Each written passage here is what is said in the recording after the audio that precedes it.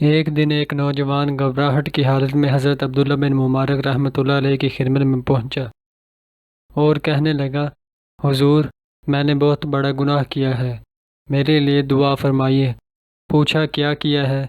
کہنے لگا، میں نے شراب پی کر اپنے ہمسایوں کو لوٹ لیا ہے۔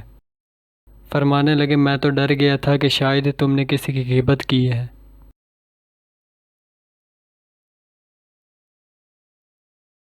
ایک خدا رسیدہ بزرگ کے گھر رات کو چور آئے اور سب کچھ لے گئے۔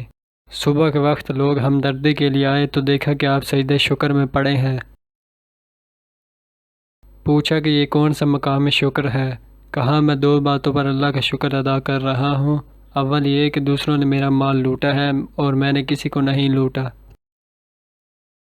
دوم یہ کہ متاع دنیا ہی کو لوٹا ہے اور متاع آخرت کو ہاتھ نہیں لگا سکے۔ تم پردے میں بھی وہ کام نہ کرو جو لوگوں کے سامنے نہیں کر سکتے۔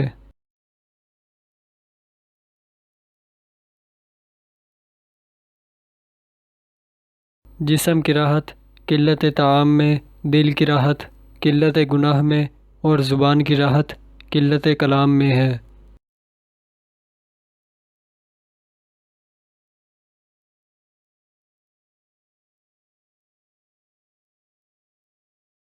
بات دل سے نکلے تو دل میں جا بیٹھتی ہے، زبان سے نکلے تو صرف کان تک جاتی ہے۔